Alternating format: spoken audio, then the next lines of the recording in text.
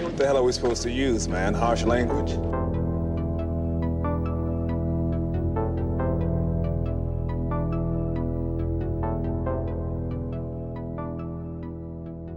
Hello, everybody. Welcome back to the Harsh Language Podcast. We're here once again, this time with episode 88.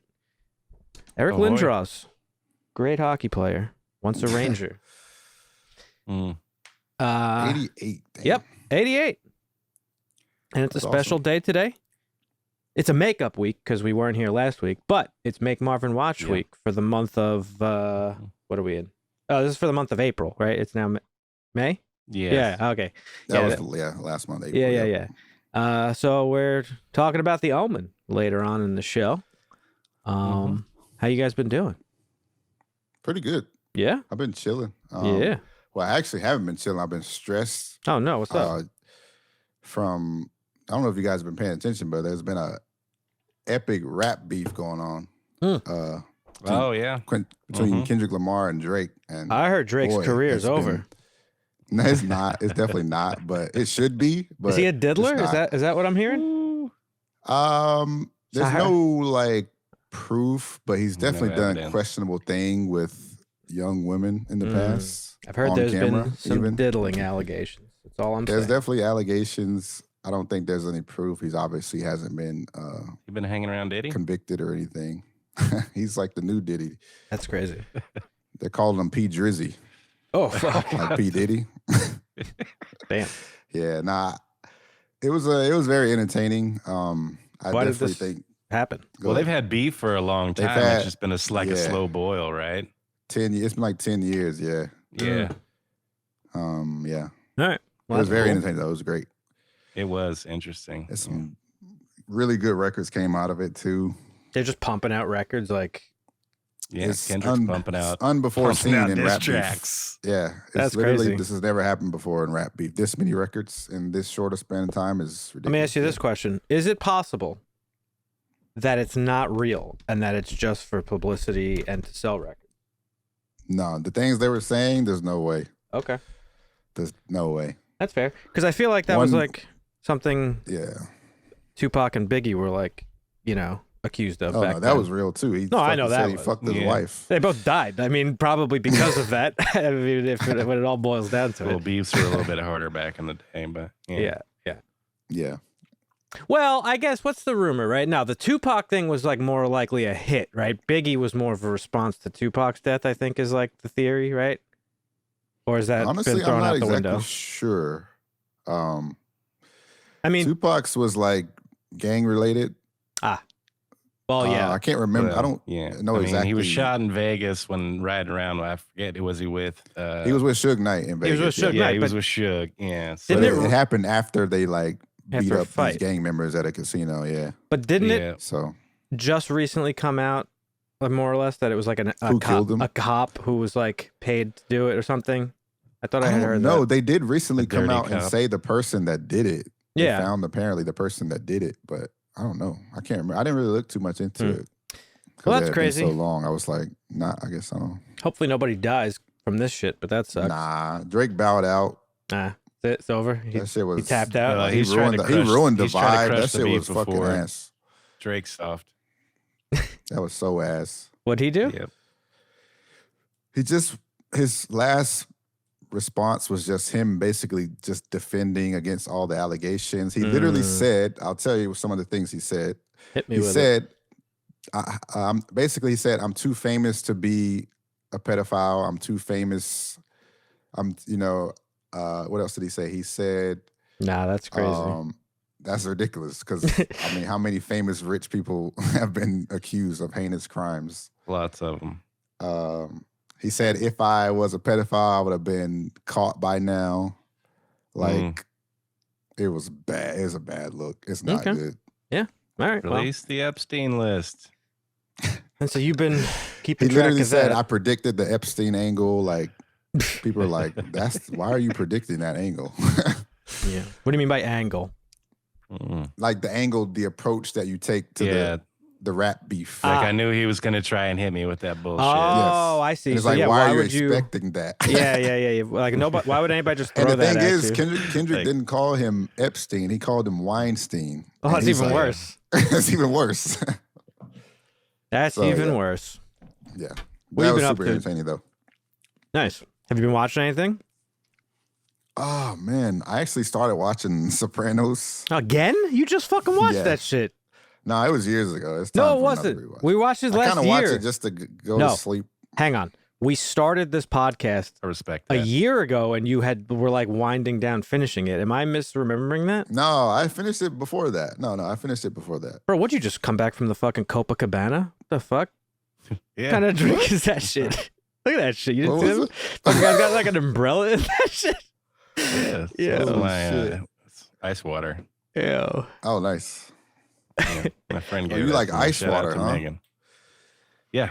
I'm a big fan of room temperature water Nah, myself. I got No, ice in this gotta be bitch cold. too. Mhm. Ice is Gotta be crazy. That's cold. psychopathic.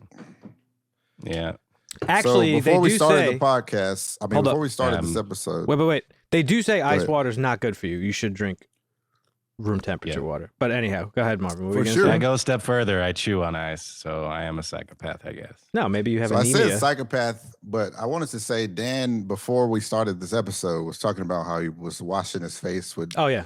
Irish Spring bar soap for years, which is another psychopathic tendency. So Mm-hmm. I think Dan might really be a Sith Lord. I think Dusty was onto something with that. He called it out months ago. Listen. Long time ago. I have not washed my face with anything other than a bar of soap since I used Proactive in high school for like acne. And I was talking to my friend about it. I was like, yeah, I use it because we'll be hanging out and she like on a call or something and she'll be like, I better back gonna wash my face. And she'll come back like 30 minutes later. And I think one night I was like, why does it take you so long? And she like told me, and I was like, damn, all I do is use Irish Spring. And she was like, what are you, fucking a psychopath? I was like, I guess. Yeah. So yeah, but now I have a regular routine that includes moisturizing and I feel good. Feels good. I'm a big fan. Love it. What have you been up to, Dusty? You been watching anything? A couple things. I told you when we talked last night. Couple of Trying to catch 2.3 up rated on- movies on IMDb. Yeah. Well, I am catching up on Superman and Lois. I got 2 episodes Yeah. left. I need to finish it. Big. Nice. I did watch Tales of the Empire, except for the last episode. I passed out, and I need to finish that one. But That it's good? like it's like an hour and it's okay. It's a cartoon, right? It's just- Animation. Yeah, it's just cartoon backstory filler stuff. Listen, It's I'm all right. fucking stressed with the amount of shows that I'm backed up on. Like Mhm. stressed out. Stressed out. That's probably And what now Marvin just Severance goes is coming back. soon, so you're Yeah, I'm gonna definitely be excited for fucking that. Cooked. But there's just so much Mhm. stuff I gotta watch. I think I gotta start hitting the head this week. Well, that means going to the bathroom, so I don't know why I said that. But I have to start like really doing some work because otherwise it's gonna get out of hand and I'll never watch Did anything. you guys watch Shogun? Not yet, no. Did you guys Not watch yet. Fallout? Not yet, no. No, Wow. I've been watching, like Dan said, a couple of cheesy movies. I have Fallout. I have Shogun.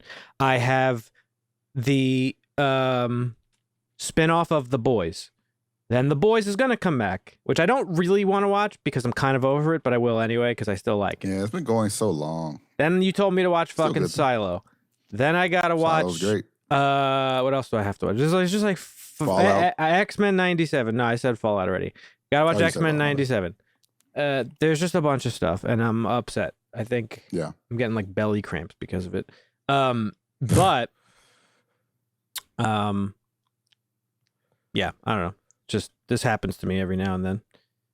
Yeah, definitely excited for Severance. That's yeah, we got a hopefully lot of soon. stuff.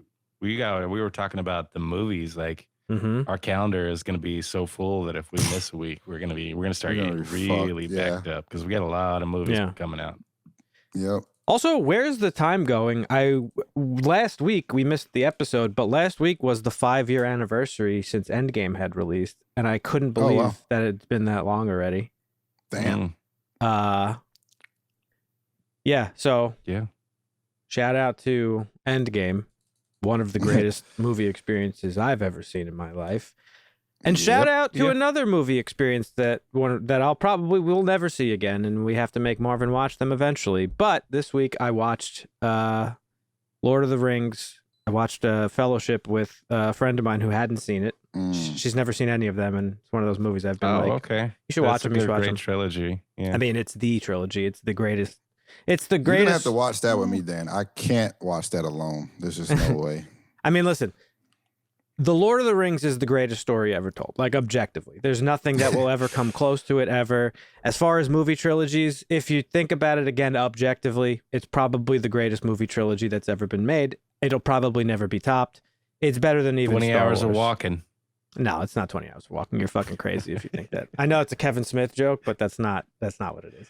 Yeah, it's an old joke. Yeah. It's just they're unbelievable, and I've seen them so many fucking times, but it's been a couple years since I've watched them.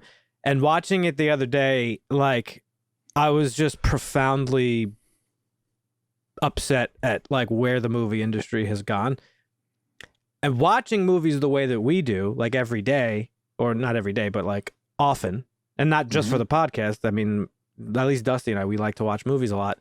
You kind of like, because you're involved in it all the time, you kind of don't see the progression shift. Like, you know it's there. You know that movies are made differently nowadays and that they have a different quality to them. But you don't really truly notice the stark contrast until you go back and watch a movie like this. Yeah. Lord of the Rings came out fucking 24 years ago. Came out in 2020 or 2000 or 2001. I forget. I think 2001. Fellowship came out. And this is like early CGI. Right? And you saw what the Star Wars prequels looked like with heavy fucking CGI. The CGI in Lord of the Rings, at least Fellowship, because it gets more CGI heavy in the later two movies, but at least in Fellowship, it's like unnoticeable. Most of the CGI is done in the is like background stuff for like, you know, like landscapes and stuff like that. There's really only one scene that I could really think of that was like, it really stood out as CGI. And even that one kind of like cut away very quickly. So you could tell like Peter Jackson and like the editors and stuff did a really good job of like masking the fact that it was CG in the movie. It's just such it's a beautiful movie. It's a masterpiece. And that's what my friend Tori, who I watched it with, said. She was like, yeah, no, that's just the only way to describe it. It's just a masterpiece. From the music, the cinematography, the acting, like everything is perfect. And it's like the impossible film to make. Nobody ever thought they were going to be able to adapt Lord of the Rings. Like, it's just it's so good. You need to watch it eventually. I think Dune's up there, and Denis might give it a run for its money, but that's just my bias because Dune was great. At least the first one. I haven't seen the second one yet. Dune was great. Right. Totally doesn't. Yeah, we'll have to wait till the trilogy's over and then compare it later down the road. But I think it has all those attributes, but I don't think anything will ever compare to Lord of the Rings. I just don't. Like, it's just so good. I literally just cried for like 4 hours straight at how good it was. And like, I don't know. It's just a really stark contrast of where like movies have gone. Like and we talk about this all the time, but like, man, like streaming has killed fucking movies, and just like everything is just made in a fucking like around a table nowadays. It's crazy. Yeah. It's all by committee. And so it was like, I was just stunned. I was like, wow. Like, I forgot how great this was. Like, it's unbelievable. What a great experience. And like the Marvel movies, for comparison, like I love them, but they're just like, it's just different. Like this is like what pure art is. I can't explain it until you have seen it. I know Dusty probably agrees with me, but this is a trilogy I can go back and watch like, every now and again. But holy crap, they're good. And we're watching the extended cuts, which are like the definitive versions of those now. And even at like 4 hours or a little bit more, you don't even feel the length because they're so good. Like, you just don't. It's crazy. It's really crazy. But yeah, I don't know. Hopefully we're like inching back towards that. I don't know if we are because, you know, fucking, I don't know if Dusty has it in his news, but the movie The Fall Guy that we had all been talking about, like, flopped this weekend, like bad. Yeah, that's it. Like bad flop. So it's like, are people not interested in it? I think, like, I don't know. The fact that Barbie and Oppenheimer did so good, it seems to me like people are just like, we've had enough fun for a while. Let's go back to making movies like the way movies used to be. I saw it getting some good reviews. Yeah, no, I'm sure it's a great movie. I'm sure it's fun and I'm sure it's great. It's just something is going on right now We might be seeing the death throes of what we've been living through for the last 10 to 15 years in terms of movies. Like, well, I mean, we know we're going through a big reset right now. Yeah. You know, there was a bunch of mergers, and then there was the strike. the great And reset. then there was the streaming. Everybody, the theaters almost shut down because we had COVID, and so everybody's just trying to scramble to readjust and figure out what's going on. And the other thing too is, afterwards I had watched an interview. You know, I tell you guys all the time, I like watching the like GQ actors talking about their roles. Well, I watched one with Elijah Wood, and he was talking about his time with Lord of the Rings. And I knew this information. It's just hearing about it again. Like, they shot all 3 of those films at the same time. They spent 16 months living in New Zealand, and like, that's also not how movies are made nowadays. Yeah, no, they used to do that a lot more. Like when they were back in the 2000s and the 2010s, when they decided they were like, we're going to make a trilogy out of this. They would film, and then just release it at their leisure. So that you, like, when you don't have like Stranger Things, where, you know, it's a bunch of kids that are now 20 fucking years old and they're still supposed to be in the 7th grade. No, they're not. They're aging, and the characters of Stranger Things are aging, I think, with the actors. Maybe a little slower, but they're definitely aging up, which was what the kid from Yellowstone, you know, went from one season to another. I think I've mentioned it here. Beth, you know, adopted. That kid was like a different person. Yeah. I think I've mentioned it here before, but I know Marvin hasn't seen it. I don't know if you did. The movie Boyhood. I don't think I've seen that now. It's a really good movie. It's long as fuck, but they shot it over the course of like, what was it? I think it was 12 years they shot it over the course of, because the movie was about these characters growing up. So like they would shoot a bit. Cool. And then come back like a year or 2 later and shoot more, and like that's what the movie is. It's just dedication. Yeah, I mean, and it's a great movie, and I've never seen anything like it before. So shout out to Richard Linklater for that one. But maybe that's one we'll give Marvin someday. Yeah, I wanted to go back to the movie thing and people being burnt out on that. I think like review culture now is like so prevalent and accessible. You could watch a 60-second review on TikTok and determine if it's worth even seeing or not. Like, it's so more accessible, I feel like, than it used to be. And then the turnaround from screen to digital is so fast, people just don't mind waiting. Yeah. Like, I'll just wait. I think, especially if it's not like a top tier movie, it's like, I'll just wait.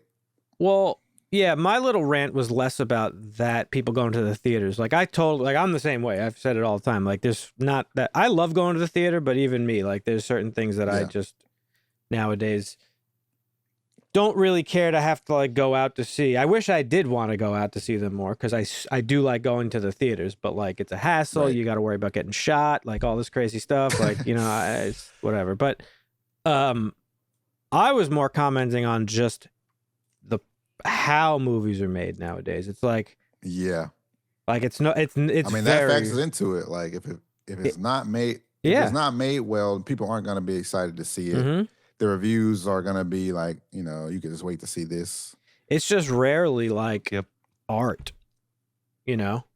Even, you know, talking about like a lot of the old movies that we make you watch, like, they're legendary movies and we want you to watch them for a reason. And like, you know, it's not just a matter of like the Omen that we're talking about later. Like, it's not different because it was made in 1976. It was like, it's also about like how it was made and why it was made. And like, it's just totally different. And like, everything nowadays just feels like a fucking committee movie. Like, it was just made in a fucking boardroom where it's like, all right, we're going to make this. And it's like, it's going to have 15 sequels. And then now we're going to scrap it and we're going to remake it and reboot it tomorrow. It's like, what are we doing here? Like, well, you kind of, it's hard to, you gotta, I think, I don't know. Like, we've watched a lot of really good movies that I would have never watched. So it's just I think it's just a matter of finding the good movies are out there. They're making good movies.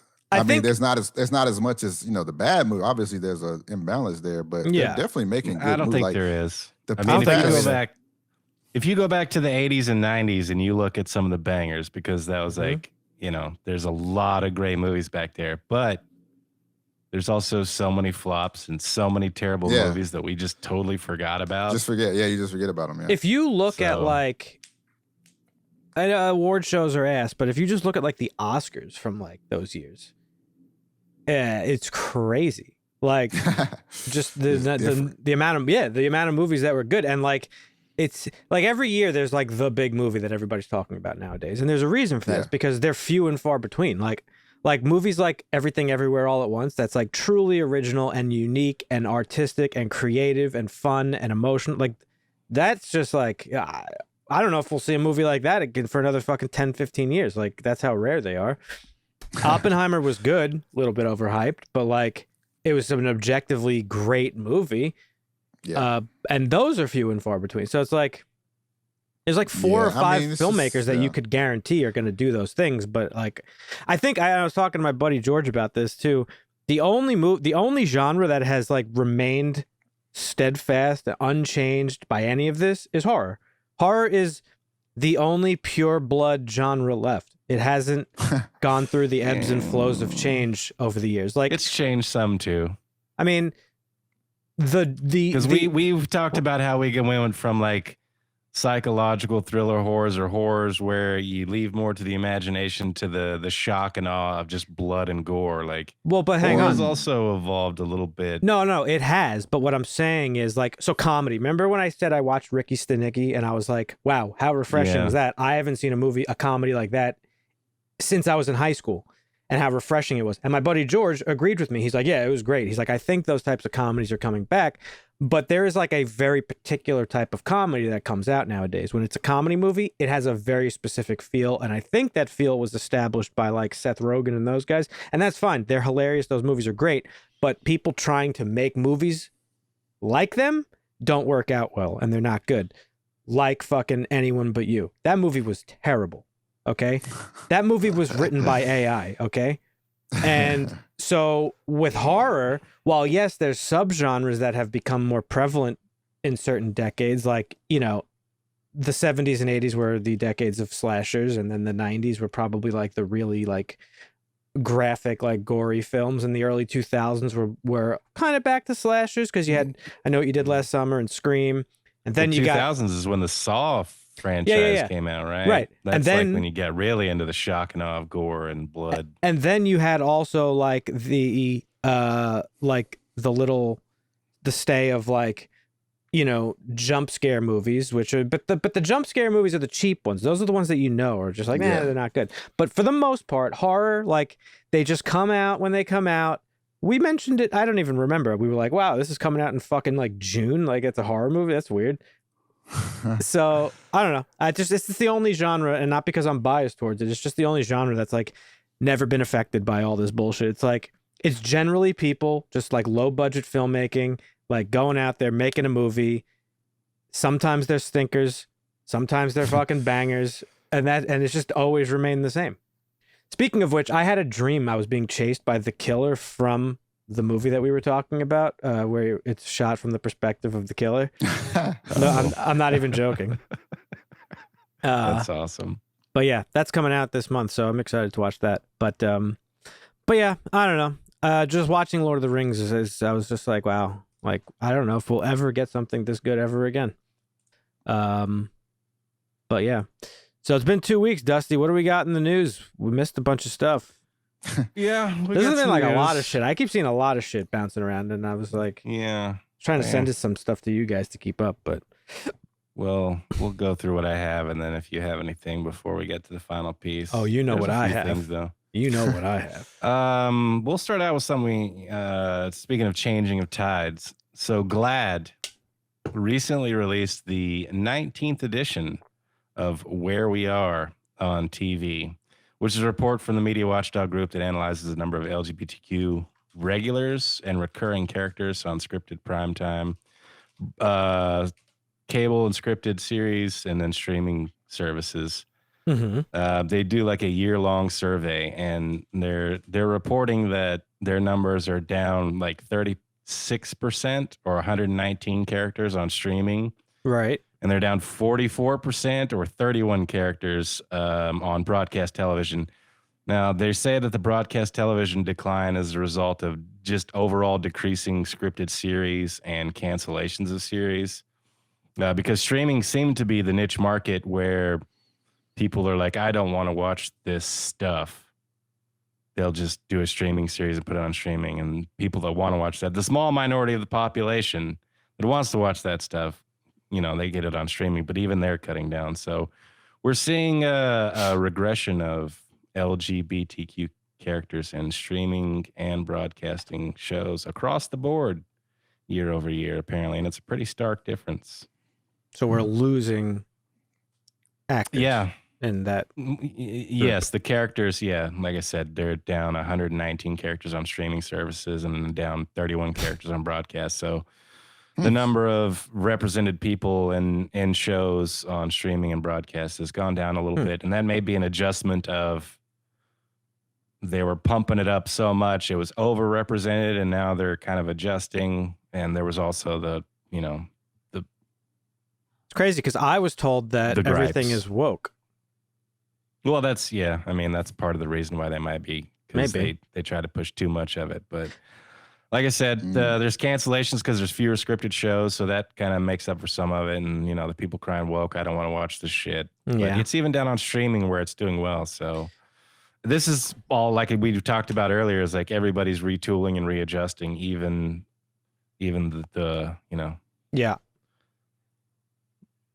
the people that are not hetero are losing market share, I guess. As is generally the case. Yeah. So on to the next one. News that's sure to make Ryan Aries Day. Shout out. Acolyte showrunner Leslie Headland teased a fuck ton of Easter eggs for the show Acolyte. In an interview with Total Film, she said, "It's a show packed with everything I want to explore. I wanted expanded universe stuff in there, references to the original trilogy, Phantom Menace, the Disney sequels. It's absolutely packed. Because you never know, you may never get a chance again. This is supposed to come out in June sometime. We don't have an exact date. We did get a new trailer for it. So yeah, this thing is going to be jam-packed with Easter eggs from all over that are canon and not canon, I guess, because she said expanded universe. But it looks great. Did you guys watch the new trailer? Yeah, it looks great. I didn't. It has a little bit of like a CW, like Gen Z type of feel to it. Yeah. But it does look good, though, and I'm interested in watching it. I keep getting TikToks because of May the 4th of that the speech from what's his name? Obi-Wan at the end of not the end, it's not the end, but it's his speech from the animated show Clone Wars, where it's like after Order 66, where he's like, "This is General Kenobi. The Republic has fallen, and so have the Jedi." Like he gives it's like his message to the Jedi, the remaining Jedi. Pretty good. Oh, apparently it releases on June 4th. The first 2 episodes. Oh, is it the 4th? Okay. I didn't. They must have just. So that's soon. Put that out. Yeah. Dusty, did you finish X-Men? Yeah. I Good? did. Not good. Uh-oh. Okay. Uh-oh. He's got Dusty problems. All right. I'll have to catch up before next week's episode. Listen, I of love the show. that. I love that they drew a lot from the actual comics, and there's a lot of comic book stories that they're threading around, which I think is good. But there's just one glaring problem that I have with the show. Is woke? When Is that what it is? No. Okay. Yeah, no, I'll that'll be the first thing I watch. I'll finish it before next week's podcast. Okay. So we can talk about it. Right. Yeah. I do have a piece of news real quick before you move on. I don't know if it's in yours, but we had a death either today or yesterday. I think it was yesterday. But Bernard Hill, speaking of Lord of the Rings, he played famously Theoden in Return of the King and the Two Towers. He was also the Titanic's captain in Titanic.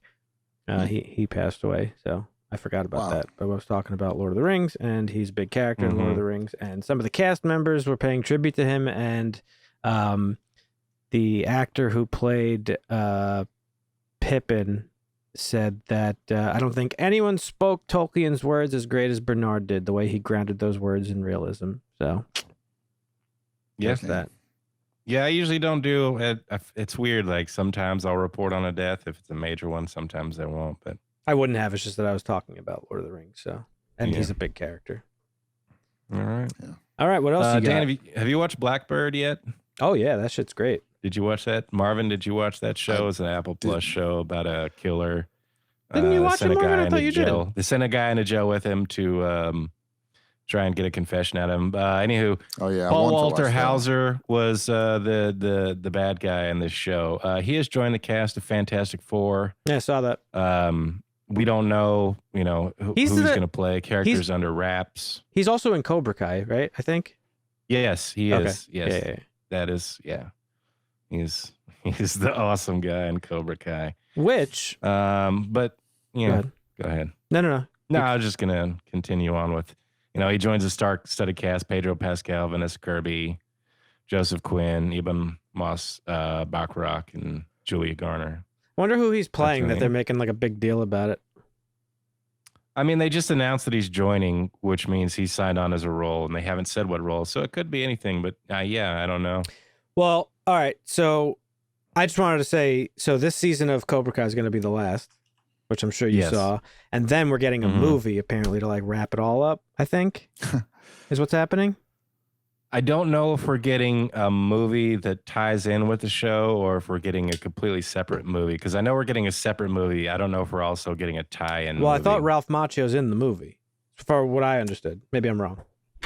And it's been a while since I read. I know they were talking about it, but I don't know if that's moved forward. So I'll look into that and have the news for it for sure next week. Another great show that I'm really upset about is ending. I guess all the great things must come to an end, but is the What We Do in the Shadows show. I posted it to you guys the other day. They're apparently they hit like some really bad ratings last season, and they're canceling that one after this season. But can't have something go on forever. Yep, all good things must come to an end. That's a great show. Do you have any other Marvel castings in your news, Dusty? Before I move forward. Because I have something I want to say too. Well, okay, so Famke Janssen said she was actually very doubtful and dismissive about returning to the MCU, but this could just be her playing it off, being under an NDA. We don't know, because we know there's going to be a lot of flashbacks in Deadpool and Wolverine. I think at this point, anything is possible in Deadpool, because that recent trailer of them two sitting in front of the window, supposedly internet sleuths have discovered that's the pizzeria that Peter worked at in Sam Raimi's Spider-Man 2 that they're sitting in and eating. Fucking awesome. So I think everything is on the table for Deadpool. Yeah, but I was actually like, they never announced it, but I wouldn't put it past him because what's his name? Cyclops teased that he might be showing up. So I mean, if you're gonna have Cyclops in there, you're gonna have fucking Jean in there. So she's got to be like an unannounced cameo. Right. Let's see. Do I have any other? I don't think so. So go ahead. Well, so a couple days ago, I saw something that I kind of brushed off and dismissed, and that was that, so the Henry Cavill rumors have been going on for like months and months and months. Apparently those are becoming way stronger now. But I saw the other day that Ben Affleck is apparently in talks. I thought it was confirmed that he was cast. We don't know the character. Yeah, I guess it was confirmed, but Disney or Marvel never really like said anything. Oh yeah, I see. Yeah. But so now I read a couple days ago, Ben Affleck is apparently in talks to join the MCU, and I was like, brushed it off, like whatever. I don't know how true that is. But then I saw a follow-up to that from a different source saying that apparently he's not only in talks, but he's also in the running for Doctor Doom, along with Cillian Murphy and Mads Mikkelsen. I don't know how true it is. It seems like just like crazy. Or Mads for that. Yeah. Mads Mikkelsen. But that seems like crazy fan casting. I could see Mads doing it because Pedro's like an older guy. So, I mean, they've aged up. Yeah. What's his name? Reed. So, but yeah, I don't know. That's all I wanted to mention. I don't know how true it is. No confirmation or anything, but I just found that interesting. Well, Speaking of casting rumors, Kevin Feige apparently advised Hugh Jackman against Yeah, I saw that. returning as Wolverine. That's big. He said, I said, don't come back. You had the greatest ending in history with Logan. That's not something we should undo. Yep. But apparently the pitch was good enough that he decided to allow it to go forward because the other reports that are going around is like Ryan Reynolds pitched like 25 fucking ideas. Yeah. And he just wouldn't shut up about pitching ideas for the Deadpool movie. Well, I really was a big fan of hearing that because, despite the lack of really quality output over the last couple of years, I still have remained firm in that Kevin Feige is not to blame for this. You don't go from making 20... Partially, he's not totally to blame, but he's partially to blame because... No, I mean, if he's given orders from the upper management to pump out content that he can't oversee by himself, you're just bound to lose quality, right? Well, but I'm sure that he probably had some say in when they started doing all these shows is we don't need showrunners and we don't need show Bibles and we don't need... I'm sure. We'll just... No. So he is partially responsible, but I do agree with you that he's not solely responsible. I'm talking more creatively. Like you don't go from like the 22 films over 10 years that are just like banger after banger after banger to what we've been getting. So I don't know, but this shows me that he like really cares about these characters. For him to be, because getting Hugh Jackman is the easy play, right? That's the seat filler. That's the money. That's like same as going out and getting Toby and all this other stuff for Spider-Man. It's like, for him to be against it and be like, no, don't ruin that ending. That's a good sign to me that he like really cares about these characters. He really cares about the quality of the product he's putting out.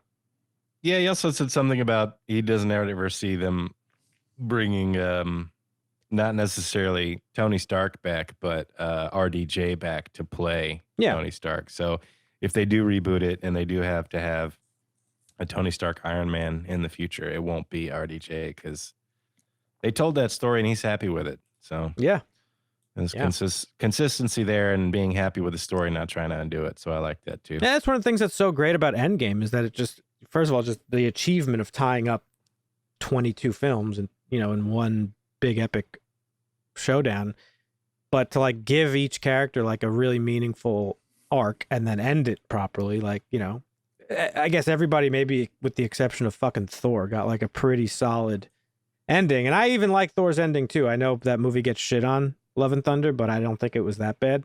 Even Hemsworth was not a fan. He said he was a little upset with it. He said he was upset with himself and that he got a little bit too into like the comedy of it, the cheesiness of it. Yeah, which is fair. Which I get it. Marvin, have you seen Logan? Storyline. He had a good storyline. But... I haven't seen Logan. Oof. That's a good one. He's one of those characters where you have to dumb him down. Like where we talk about the problem with Superman is he's Thor, so fucking powerful. Yeah, Thor's so fucking powerful that like he just wins. Like when the scene's over, he wins. So you kind of have to like make him the sidekick, or he's not around, or he's going through other stuff. Same with the Hulk. Ed has a big problem with how they handled Thor and Hulk. And shout out to Ed. He's right.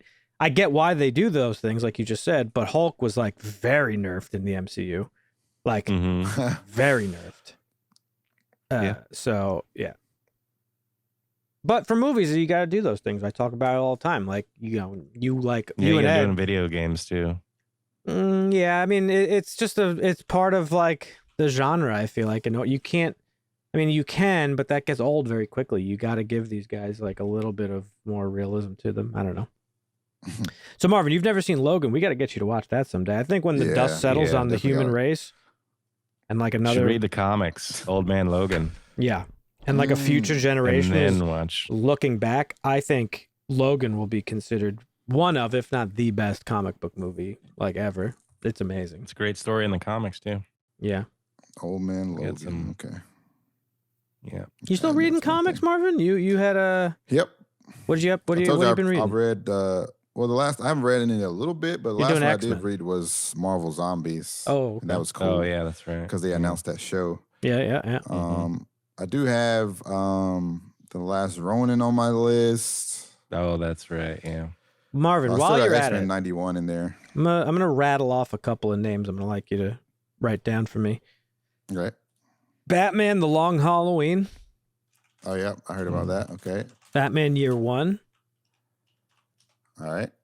You might as well throw in The Dark Knight Returns because every edgelord on Earth loves that. And Superman for All Seasons. Oh, I heard about this. And we All talked about this. and All-Star Superman. All-Star Superman. Red Sun's really good too, but those are some bangers right there. Nice. Yeah, you could just watch the movie Red Sun. Batman: The Same. Long Halloween is unbelievable. You Did should you ever read. watch that, I Dan? need to watch the No. Dead Boy Detectives. That's Oh, yeah, is that that's- finished? Oh yeah, that's out. Oh, it's another show I have. Because I started reading the comics. I actually read Watchmen. Stop everything and read Watchmen. Well, I saw Watchmen. Yeah, but it's not the same. It's like the same, right? No, it's not as good as the book. I mean, the Watchmen's good for I need sure. a fucking. The It's so book much is- text. I need a big ass fucking like 18-inch iPad to read Watchmen. The book is amazing. Like I got my aunt to read it, and she doesn't like comic books. Like it's, wow. it's that good. It's different. Yeah, I started reading the. I think it's called the Book of Magic, or that's the first one that kind of. With Dead Boy Detectives. Yeah, but it starts with like Constantine and some other guys, and then I think they come later. But it's like Gotcha. that whole world, that whole whatever universe. That's where it starts. Gotcha. The Books of Magic. That's the first one. Yeah. Damn, 1990. And while we're also on graphic novels, throw in Sin City into that. Oh man, Mhm. that's crazy. I never. one. Yeah, Throw in. I didn't even see Sin City the movie. There's a movie, right? Oh yeah, Ooh. very good one. Also Yeah. one of the best Mhm. comic movies ever. Throw in 300 into your list. Throw in. There's a 300 comic. Yeah, it's what it's based off of. Graphic novel. Oh, Frank Miller, baby. shit. So what's the name is just trash then? What's his name? Zack Snyder. Yeah. Yeah, he's just he has a hard on for Frank Miller. Ah. He's just bringing stuff to life from comics. He does not even. Yes, I've said that. I His said original shit is trash. Yes, that's my whole fucking Well, his point. original shit was stuff that he pitched as Star Wars. It's not even like his That's stuff. it. He That's was his only thinking about original somebody thing. else's. Yeah, Is his that his only. only original movie? Oh no, he has the one with the chicks. What was that one called? That movie's an abomination. Which he's Oh right. Jesus. Which one? Sucker Punch, and he's now Yeah, Sucker Punch. now he's now saying, "Oh, I guess Oh. what? I have a director's cut of Sucker Punch too, and it's better." Weird.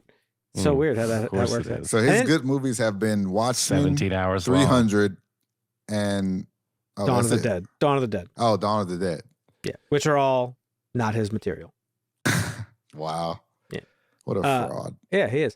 So yeah, you got to add 300 to your list. V for Vendetta's got to go on there as well. Ooh, yeah. That's good. Mm-hmm. Damn. Those are some bangers, Marvin. Those will tide you over for a while. And then also The Killing Joke, Oh, another yeah. Batman story. Great Batman story. Oh, that's the one. Yeah, I forgot about that one. Mm-hmm. Don't watch Did you guys the... ever read? I know you guys don't read manga, but Nah. Billy Bat is really good. Billy Bat? Yeah, He's it's based by the on... same guy that did the Pluto, the Pluto Netflix anime adaptation that came out No. recently. Haven't heard of it. Well, he's like an amazing manga writer, and Billy Bat is like a bunch of historical stuff, kind of with a twist on it. It's just like a really good like take on some of the big historical events that have happened, like assassination of JFK. It's this character Billy Bat is like always somehow involved in all of these crazy historical events. It's pretty good. It's a trip. Like Quantum Leap almost. What's that? Story about a guy who gets stuck in a time loop and he travels through time, and every time he shows up into a time, he's in somebody else's body and has to figure out how to fix the problem and go on to wow. the next. Yeah, Quantum Leap. I never heard of an old that. show. I don't know if it's a comic. It's an old show. It used to be on They TV all tried the time. I redo used to it. watch it, yeah. 1989 to 93. Damn. Banger. Nice. Anyhow, What else we got? Tom Holland. Hmm. Has he learned not to spoil things? Probably not. Ooh. He was talking about Spider-Man 4 with Deadline, and this is what he had to say. The simple answer is that I'll always want to do Spider-Man films. I owe my life and career to Spider-Man. So the simple answer is yes, I'll always want to do more. I guess this was at the Sands International Film Festival. But he didn't give out any spoilers, and he was even talking about how he's actually part of, this is the first time that he's going to be part of the creative process early on, and like he's just getting to sit back and watch it.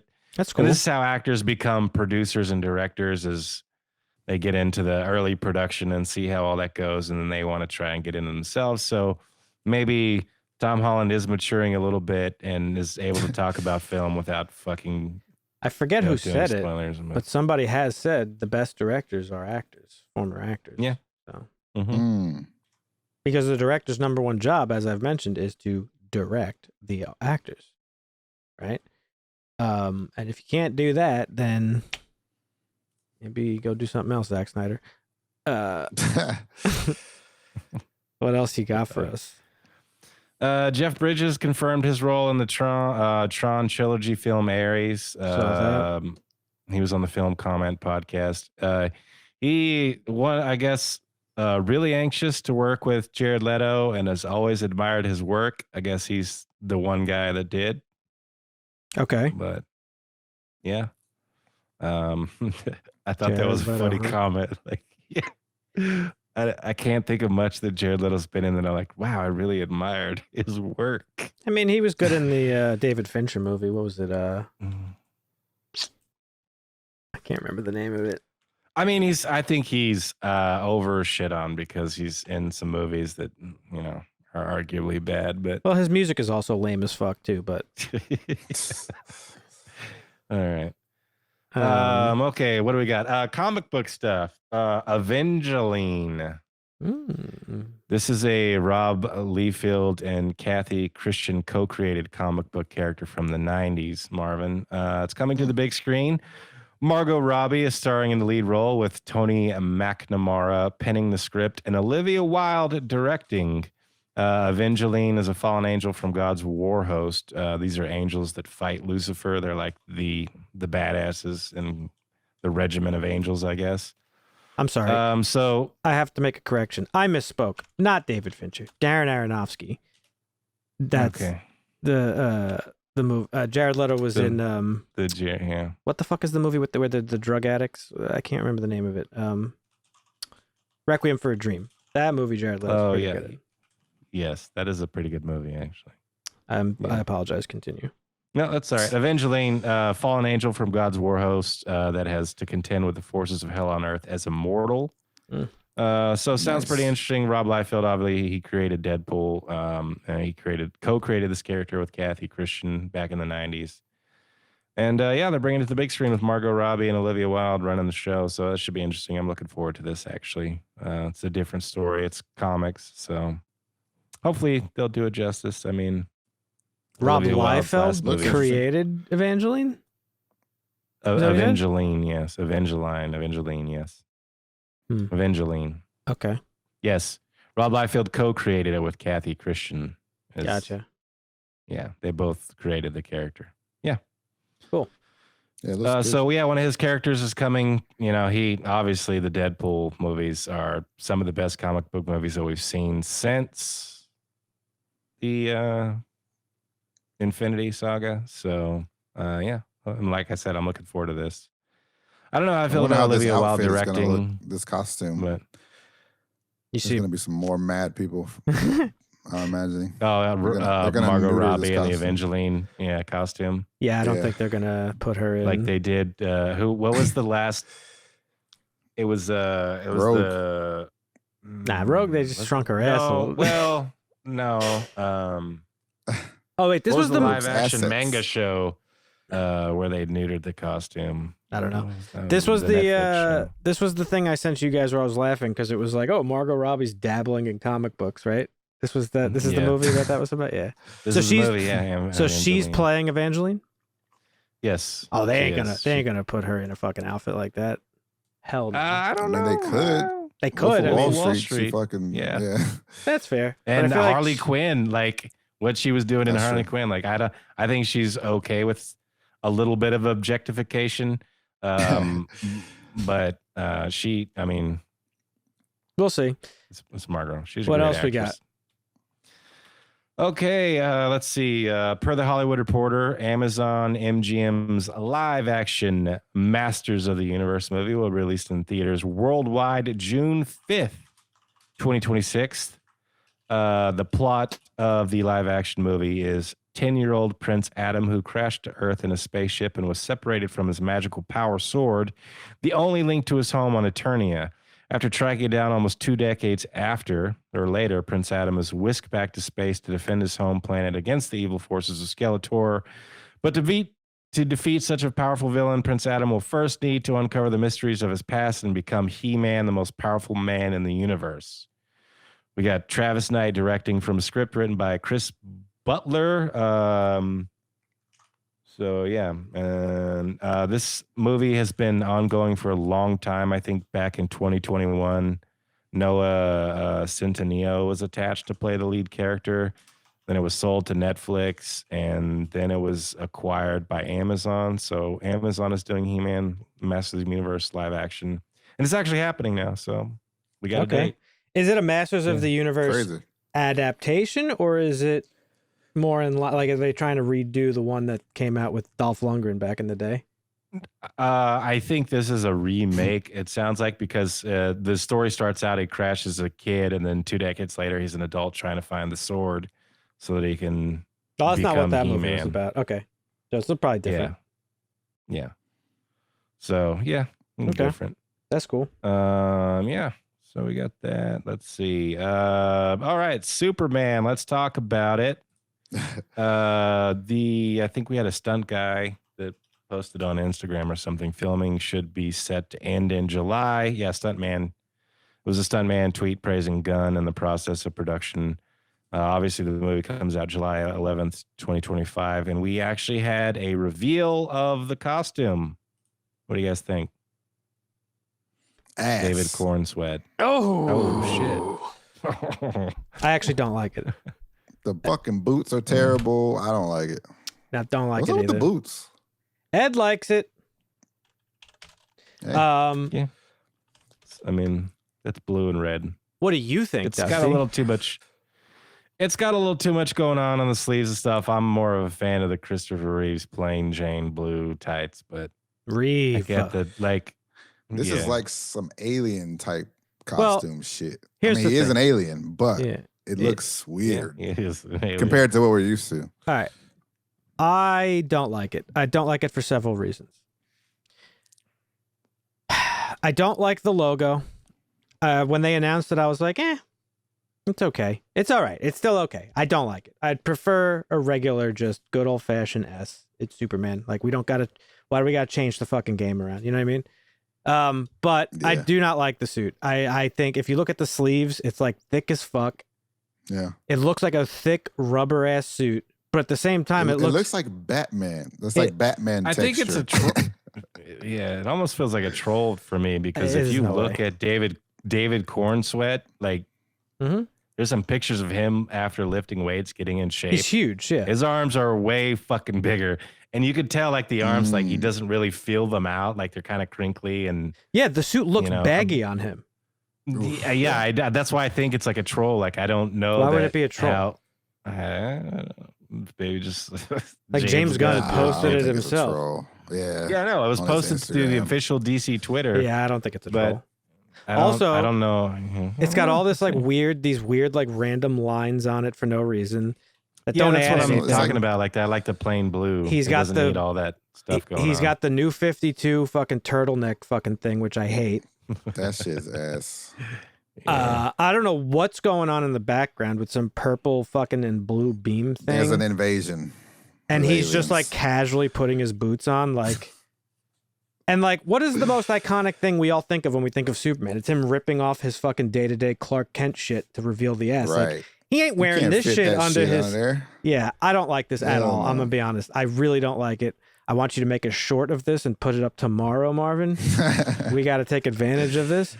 I just don't Yeah. like it. I think it's bad. It's just bad. I don't know who approved it. It ain't right.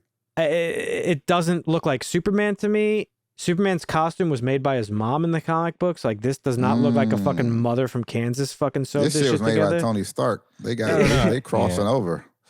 I feel like it's I don't know, like it's not going to look like that after post, or I just think that that's a raw photo. That's not Superman in the movie. Like, I think it looks like a thick, uncomfortable, unusable rubber suit that looks like it would be in a superhero movie from the fucking 90s. It just does not look good to me. And I don't know who put this photo together, but this photo is terrible. Also, like this is the. That's why I think it's a troll. Why would he be trolling? Why not? I don't know. I don't think it's not a troll. Everybody's talking about it or something. I don't think so. This is your grand reveal for the suit. Nah.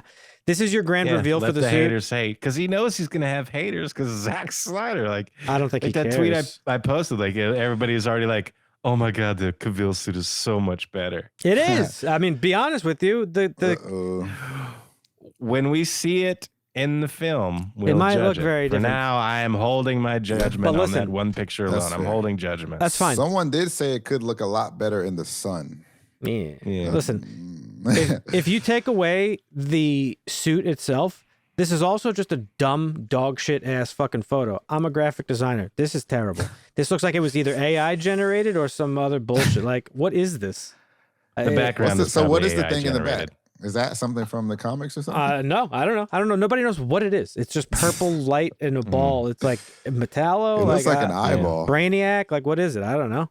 Nobody knows anything. Time ring in the kind of looks like an eyeball. I don't know. I don't know what James Gunn's doing, and I've lost a little bit of hope in this movie, to be perfectly honest with you. Because if this is the costume, honestly, it just looks like shit. It really does. It looks like shit. It looks cheap, and it looks like something out of the Guardians movies, where it's like, that's not what we want out of this. This looks like a very Marvel suit. This like very like just I don't know how to describe it. It just got like a more modern, like techie feel to it. That's the way it looks to me. It does really look like it was designed by like fucking Tony Stark. Like, it's gonna have some I mean, I don't. It's a catch-22 because you got the Christopher Reeve suit, where it's just like spandex, and you know it's spandex, and you're like, okay, that shit's not gonna survive fucking fires and bullets. There's gonna be holes in it. Yeah, but you don't have to do that to make it look good. You could just like this suit would be trying to make it look like it is somewhat indestructible to the elements that he puts himself in. And they're doing this for the Dusties. That's what it is. Nah. I mean, again, I'm not a huge fan of it, but I will wait to see it in the film. You're reserving judgment. Processing and post-production. Yeah. I just don't want a thick ass rubber suit. That's my biggest problem with it. I get it. Is the thick rubber look of it. But it clearly is inspired by the new 52 suit. And I don't like that suit either. So it is what it is. It is what it is. Yeah. Fair enough. I mean, how's the CW show gonna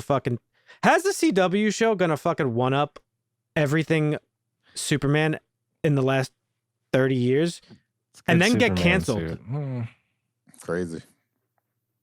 Like, I don't think the one in Superman and Lois looks a little bit budget, but like, it's better than this, I think, personally. Only time will tell. Yeah. Well, you've upset me. What else you got? Superman and Lois. All right. Bless you. Nathan Fillion was talking with Collider about actually how he found out about getting the Green Lantern role, which I thought was hilarious. Yeah. And then James Gunn fucking had to correct it because everybody was freaking out. We were actually at the premiere party after Suicide Squad, and he was in a huge crowd of people. We saw each other in the crowd. I congratulated him. Oh my God, that was amazing. It's so great. Hey, did Peter Safran tell you what we've got for you next? I said, no, he hasn't. He looked around like someone was going to be listening. We were in a throng of people, but he leaned over and said, you're going to be Guy Gardner. We all have our own. We witnessed it in other people. Guy Gardner. Oh, sorry.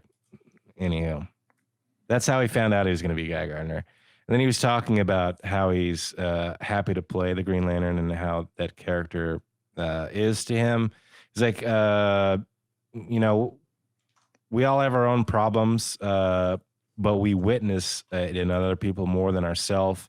Guy Gardner's 90%. We all have our own flaws, is basically what he's saying. Guy Gardner's 90% flawed, and he doesn't care. That's one of his flaws. I think there's a real freedom in playing that. So for a guy who likes to play flaws and flawed people, Guy Gardner's a gold mine for me. So, I mean, I'm a big Nathan Fillion fan. I don't think he can play a bad role. So I'm excited. No, I think it'll be good. Play. But James Gunn was getting shit on because everybody was like, well, he knew he was going to fire so-and-so who was originally like planned to play Guy Gardner. And then, so James Gunn had to be like, no, he's wrong. It wasn't at the premiere of, what was it supposed to be? Suicide Squad. He said it was actually at the premiere of Guardians 3 is where he told him that. And he misspoke. So I don't know. Who knows? Who cares? Yeah. Or he's just saving face. Who knows? Yeah, that's what I mean. Maybe. Yeah. All right. What else you got? Well, we got Tales of the Teenage Mutant Ninja Turtles. We got a trailer for that. Did you guys watch that? This is the Mutant Mayhem spin-off series. No, didn't know this was happening. Yep. It's an animated series coming out this summer. Tales of the Teenage Mutant Ninja Turtles. Very similar animation style, but it's a series. But like I said, summer release on Paramount Plus. No actual date, just sometime in the summer. Is it made by the same people who made... It's a Mutant Mayhem spinoff, so same universe. I don't know if it's the same producers and directors. Same voice actors. I did not. It looks like. Yeah. Sounds like rather. It's got to be the same, I would imagine. So, yeah. Okay. That's cool. Yeah. It looks good. So, yeah, you go check the trailer out after this if you guys are interested. No, they had a different voice actor for Splinter, though. Yeah. Speaking of animation. Tony Shalhoub, right, in the movie? Right? Yeah, it was. I don't know. All right, speaking of animation. The animated movie The Witcher, Sirens of the Deep. We talked a little bit about The Witcher last week, or 2 weeks ago. This is starring Doug Cockle as Geralt. This is the final project in the Witcher series for Netflix. They have canceled the other two spinoffs that they had in the pipe. That were in some stage of production.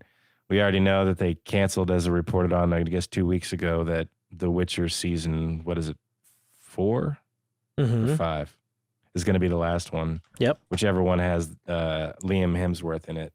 When did that's going to be the last one.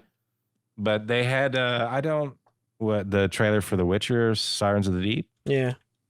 I don't know. I don't think it's out yet. It is. I see it on IMDb. It's right here. Oh, it came out 5 months ago. I must have watched it. Okay. Go ahead. Oh, this is the one that's already out? Seems like it, yeah. Trailer's out. Witcher Sirens of the Deep, official teaser. Oh, the Netflix. trailer. Okay. Well, they previously did an animated movie. I thought. Yeah. You had me confused for a second. Like you'd already watched the movie like this. I was like, no, this is a new this is a new animated movie that they're making, and it's going to be the last thing. And the Netflix is pulling the plug on their Witcher franchise because they fucked it up. And they can't make money on it now because they pissed the fans off. So good luck, Netflix. Sorry you got canceled. I hate everybody that was on those projects that doesn't have a job now, but maybe try not to fuck it up next time. Yeah, I mean, based on what they gave us with fucking Last Airbender, I am not in any way excited to watch that Sirens of the Deep. I'll watch it because it's got the same voice actor. That's enough to kind of like rope me in a little bit, but I'm not expecting much from it, to be honest. Because if you don't know, Doug Cockle is the voice of Geralt in the video games as well. Yeah. Well, I have one last piece of news unless you got anything else you want to... No, hit us. Yeah, okay. Well, on a budget of $30 million... The first Omen has finally reached progress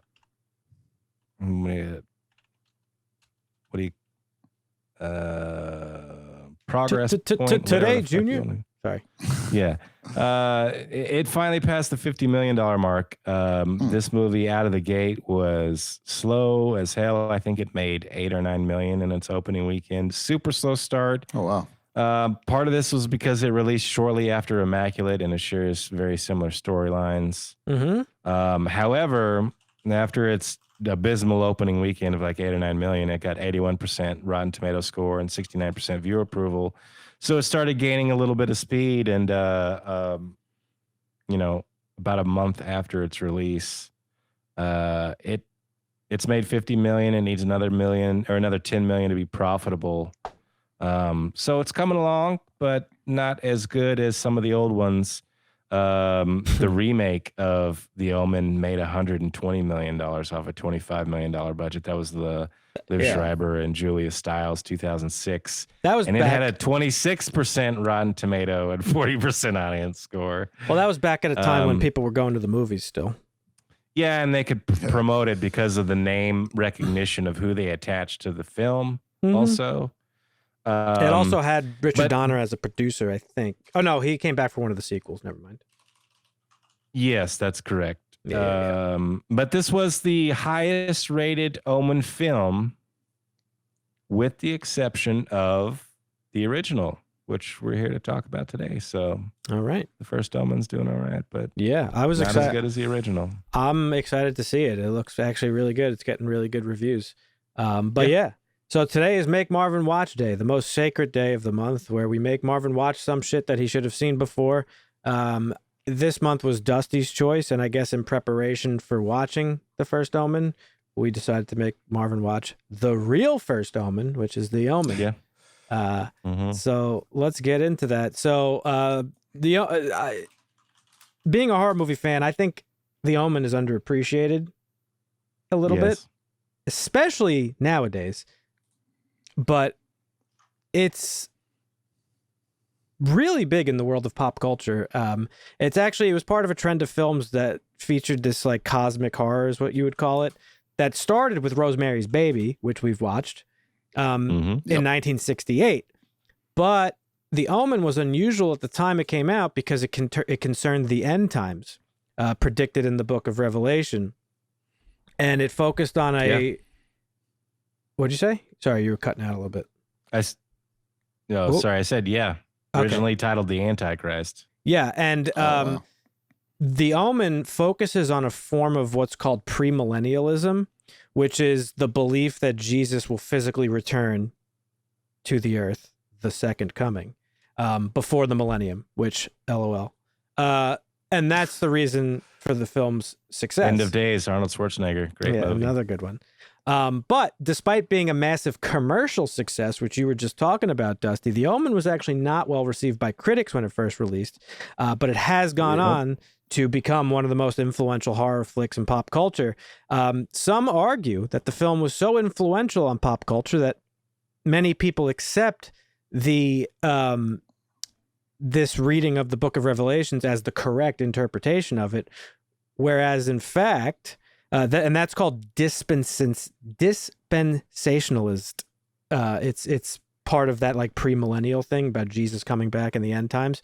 But this interpretation was and actually still is rejected by most churches, and I didn't know that. But it's because of this movie that this take on the Book of Revelations that was once fringe within like Protestant theology. It's now like the popular belief in pop culture, and it's because of The Omen. It's like widely accepted as like doctrine. If you like, most people know that that's what that's like the belief is like Jesus will come back someday to like fucking save everybody and fight the devil or some crazy shit. It's also been speculated that audiences in 1976 were not familiar with 666 being the mark of the beast and an aspect of the Book of Revelation, but because of the film's popularity, the number 666 has entered pop culture, and most people, even those who are not religious, are aware of the sinister significance attached to the number. Yeah, that's So insane. it was also titled The Mark for a little while after it was The Antichrist, before they called it The Omen. So last little fun bit of information before we get into it. The story was actually inspired by an advertising executive, an evangelical Christian named Robert Munger, who had read a book called The Late Great Planet Earth. That book attempts to tie real world events of the times in like the 70s to the end of the world as told by the Book of Revelation. So being like, oh, hey, look, weather patterns and fucking earthquakes and this shit, it's all tied together. So Robert Munger speculated to film producer Harvey Bernard about the possibility that the Antichrist might be walking the earth in the form of a child, unknown to the vast majority of humanity. This conversation inspired Bernard with the idea for the film that became The Omen. He then commissioned scriptwriter David Seltzer to write the script for the film. Seltzer in turn borrowed many ideas from dispensationalism, especially the late great Planet Earth, while also inventing his own little stuff here and there. And then, of course, this is directed by the late great Richard Donner. A movie that showcases the range of talent that man had, directing movies like this, and then Superman and the Goonies. He was sort of all over the map. But so The Omen is the story of goated for a while there, yeah. Oh, I mean, yeah, he's one of the best. But this is the story of an American diplomat, Robert Thorn, who adopts a baby boy following the death of his own newborn, whom he calls Damien. Years later, they move to England. He becomes the UK's American ambassador. Robert and his wife they begin to experience like these strange fucking things happening that happen in horror movies surrounding Damien. He gets confronted by a priest who warns Robert that Damien is in fact the Antichrist. The priest is actually the subject of the prequel I read. That's Father Brennan, so he's like one of the main characters in the first Omen prequel. So he has to fucking kill his son, unfortunately, to prevent the end of the world. What'd you think, Marvin? Hit us. Oh, it was great. I loved it. Yeah? I love this movie. Yeah. Go ahead. No, you go ahead. I'll ask you after. This actually reminded me a lot of the way that people were dying reminded me a lot of Final Destination. Oh, and yeah. I feel like that movie got a lot of inspiration from this. Yeah, 100%. With that, the accidental deaths, obviously. I thought the pacing was really good. It didn't feel too grand and over the top like some Antichrist movies I've seen in my life. I didn't expect somebody to die so soon, and that also did a great job of like setting the tone. Okay. And I enjoyed the progression of like figuring out like the poem and all that. Like it just felt really good, the progression of the movie. The poem is one of the things that the writer actually made up and didn't steal from, not steal, but he didn't take from like the actual belief of this whole thing. The score and some of the sounds were super creepy and did a great job of making it feel like a scary movie for sure. Jerry Goldsmith, he won his only Oscar in his career for the score to this film. He almost didn't show up to the Oscars because he was so disappointed of not winning all the times he was previously nominated, but he showed up and won.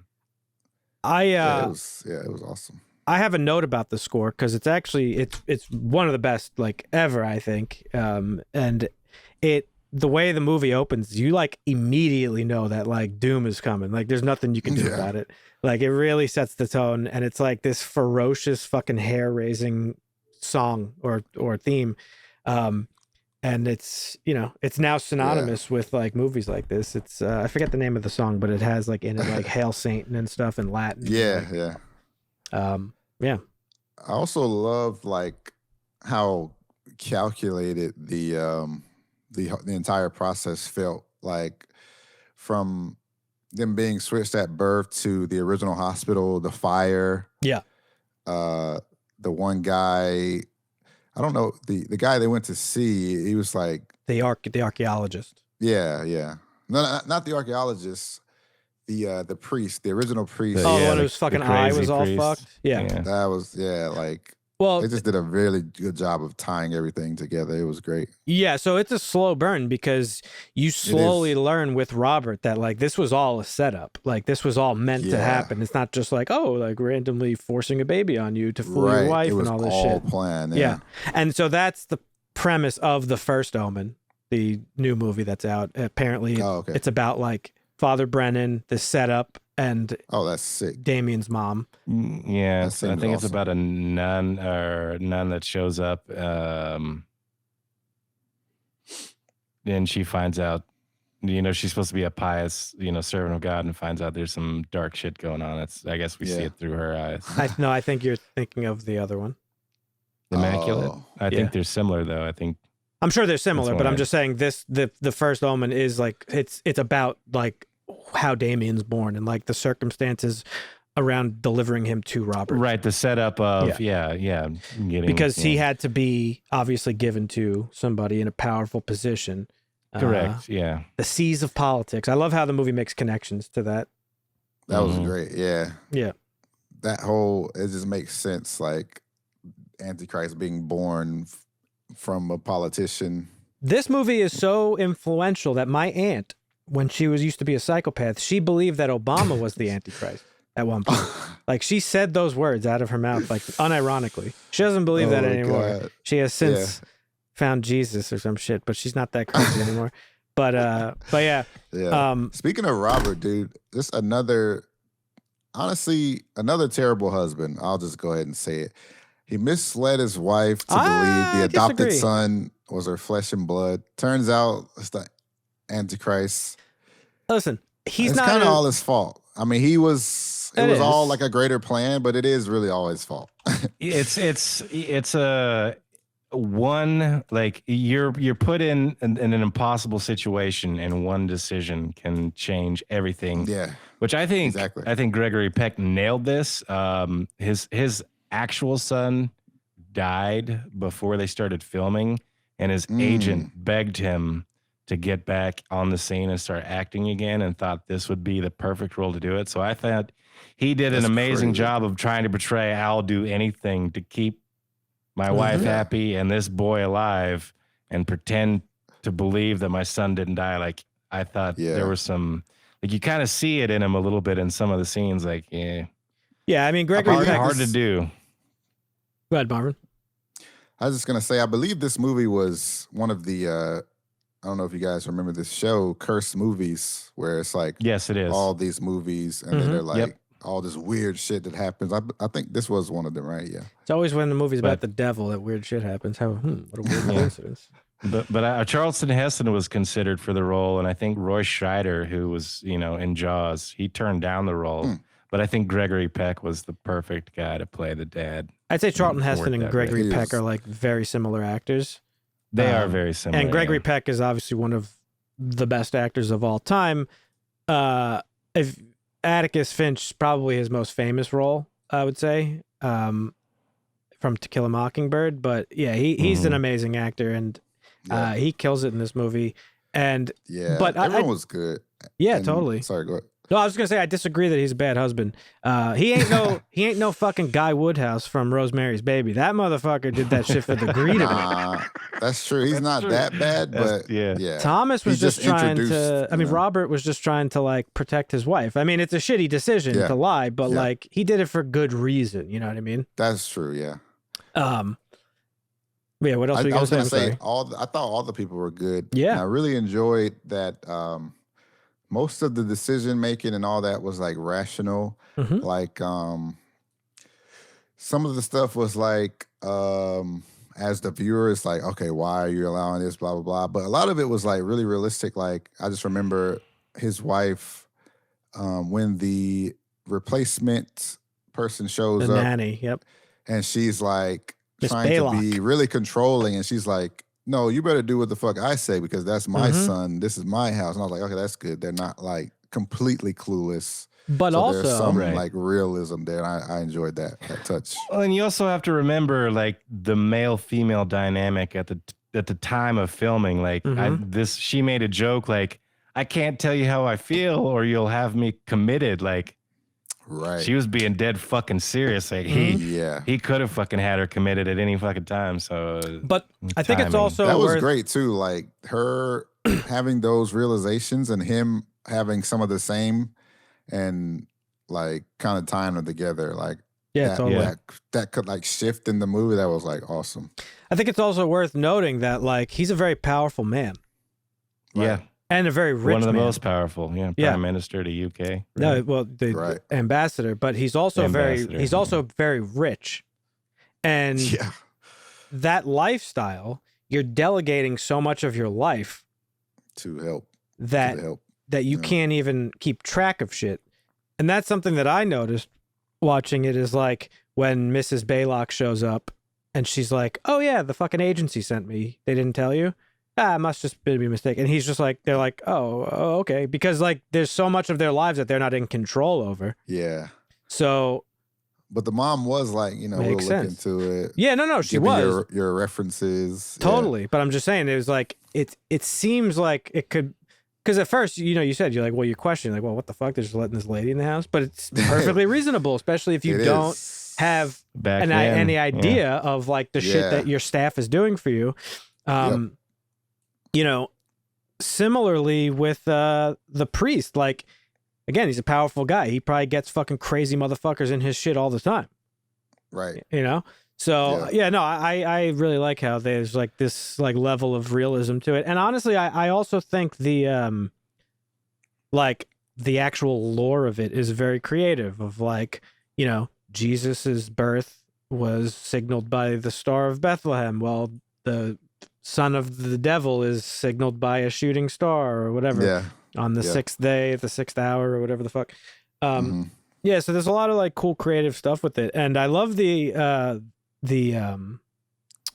Final Destination like stuff with it too, where like the cameraman is like seeing, especially the cameraman, yeah, especially the way the cameraman died. Oh my god, that was crazy. Just got his head decapitated. So I want to get into, I guess, a little bit of like the plot and my understanding of it. So my understanding of the movie was that the priest was originally supposed to be the Antichrist, but he was basically fighting against his inner demons all his life. And then when a new Antichrist was chosen, he was no longer of use. So he died, or he willingly led Robert to sacrifice his son so that it was passed on. I say that because of the 666 birthmark that the priest had. Well, I think in this case, the 666, I think it's said as much too by the archaeologist, that the mark of the beast is just given to servants of the devil. Yeah. Oh, well, okay. So in any form. So he was not the Antichrist. He was just somebody he was just servant, marked to serve. Yes. And that's why he was paying his penance, because of his eye and his arm not working. Okay. Because he decided to like serve the devil or something like that. Wait, his eye? No, I'm talking about which priest are you talking about? The priest that got impaled. Oh, Father Brennan. Yeah. No, so that was kind of my understanding. He was, because he had the birthmark too. Did he? He's like on his thigh. When they went to. Right? Oh yeah. No, right. So he. Again, I don't think the movie explicitly explains as much about him. That's why I think this prequel is like, he's part of it. So he's involved with something. I think that makes sense if he was a servant and he's like. Yeah, I think that's more or less fighting it all. It seems like, but what I just say that because it does seem like he's been like fighting it all his life. Yeah, he's got the Bible pages all in his room. He stays near the church. He was fighting against it. He's obviously fighting. Yeah. So I thought that was like pretty interesting too. And then he develops cancer and all this shit. Yeah, I think I think it's more of just like the servant thing. But the movie definitely is like sort of ambiguous about it. I don't want to say too much. I read a little bit of what happens in the first Omen, so I kind of know a little bit. But yeah. No, you're not.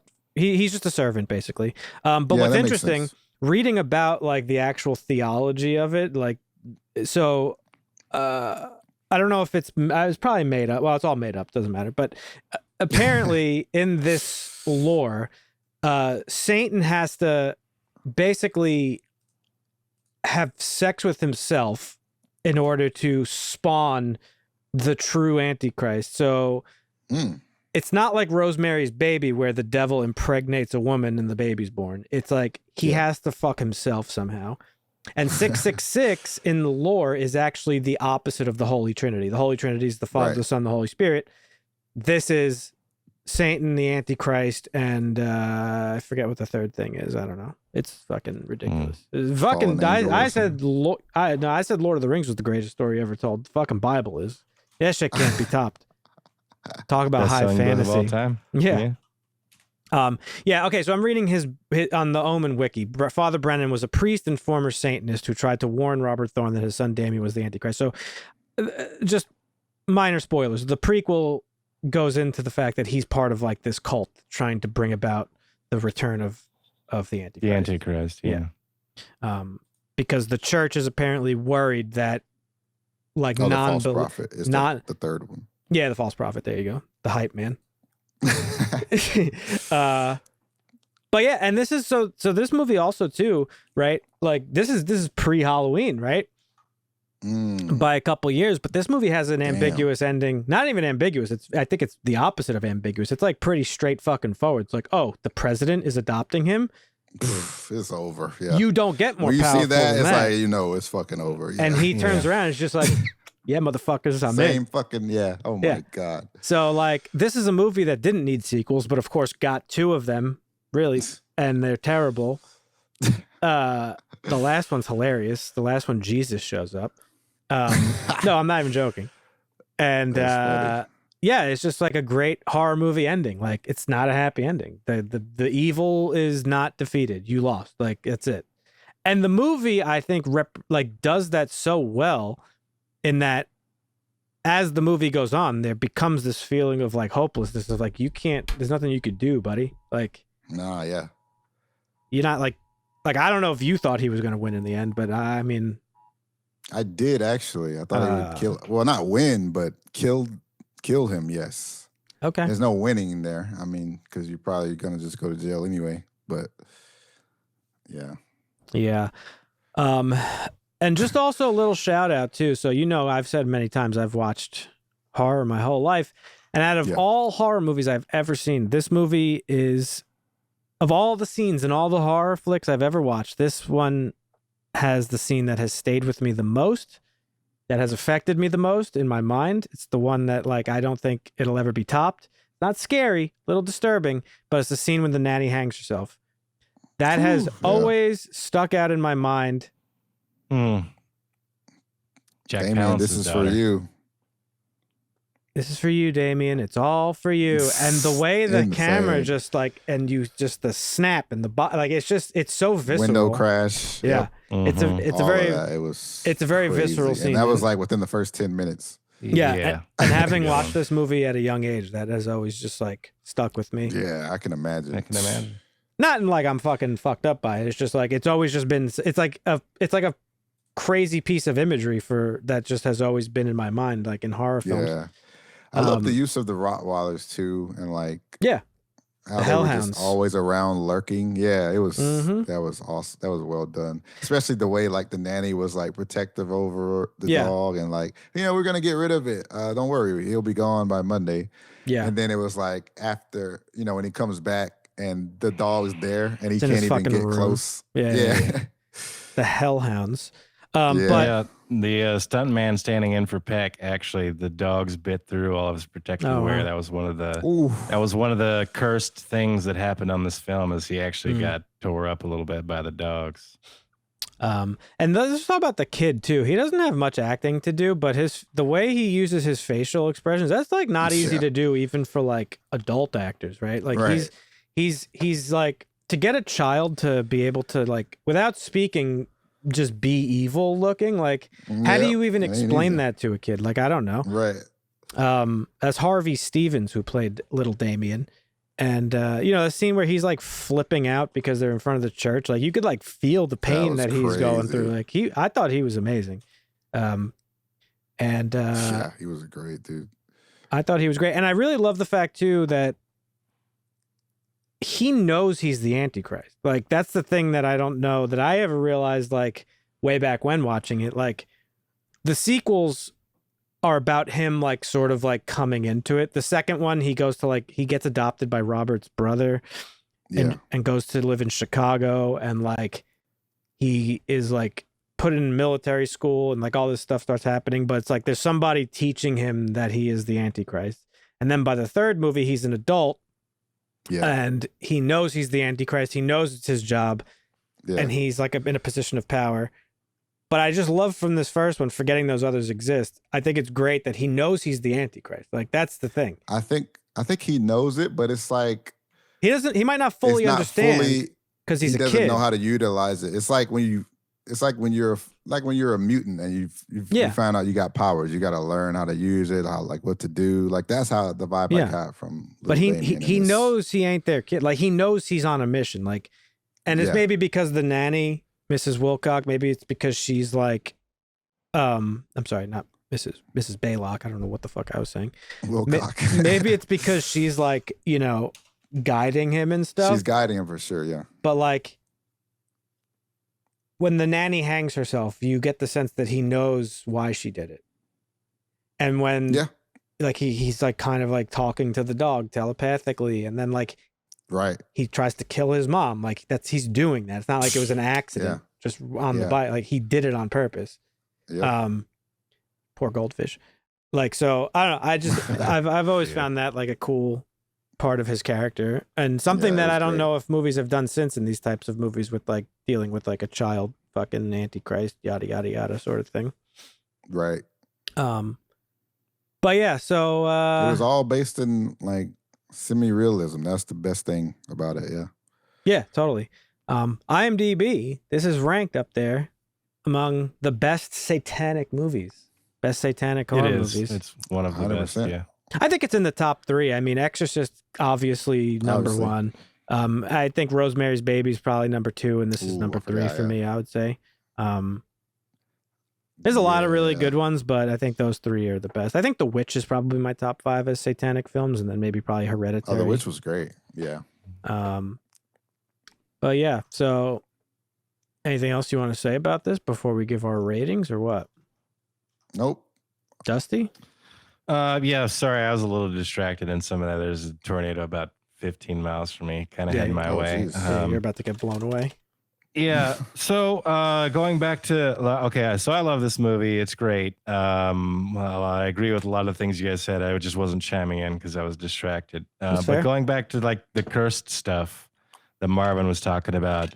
So just run down a couple of things. Donner's Hotel was bombed by the IRA the day after they shot the safari park scene. Oh wow. A zookeeper from the safari park also died. That was a great scene, by the way. I just thought about that. The day after filming. Yeah. So a couple of deaths there. After filming had wrapped, special effects director John Richardson and his assistant Liz Moore moved on to A Bridge Too Far. While filming in the Netherlands, the duo was in a serious car accident. Richardson survived, but Moore was decapitated. This is especially eerie since Richardson was responsible for the decapitation scene in the movie The Omen. And then the crew had planned a charter plane to get some aerial shots, but had to switch at the last minute due to scheduling conflict. The original plane ended up crashing and killing everybody on board. Dude, so they that's literally Final Destination. That's but yeah, so there was some shit. Final Destination 1. There was some shit that went on in this movie, but I like this movie because, I mean, you get a little bit of exposition, but you're left to like, this is good and evil shit, and some weird shit's going on, and this is how they made great horror movies back in the day. So yeah, that's just what I wanted to add. Yeah, it's interesting. Same with Rosemary's Baby. A lot of weird coincidences about these things. But the devil doesn't exist. You're all safe, everybody. If he does, he's coming for fucking my ass. So, one last thing I just want to say too. I want to give the mother, the Lee Remick, who plays her. She's a great character in this movie, and this is again a shout out to fucking horror movies, because all this fucking like woke fucking bullshit that everybody's talking about these days, like, and we've talked about this before, like. Horror movies were always fucking woke, almost as much as comic books were always woke. Like the final girl is as just a idea is woke as fuck. You got some of the fucking strongest female characters ever in films and horror movies. Fucking Ripley, that's true, and fucking Laurie Strode, and fucking what's her name from Friday the 13th, the original, and also Nightmare on Elm Street. But Catherine Thorne in this movie, she's like, she's written really well, because like they really do a good job of separating, like Dusty said earlier, the man and woman dynamic in a marriage in the 1970s. Right. Like he's the guy putting the bread on the table, and like she knows not to like fucking, overstep. But she has like an instinct in her, which is an instinct only a mother can have and a woman can have, where she knows that it's not her kid.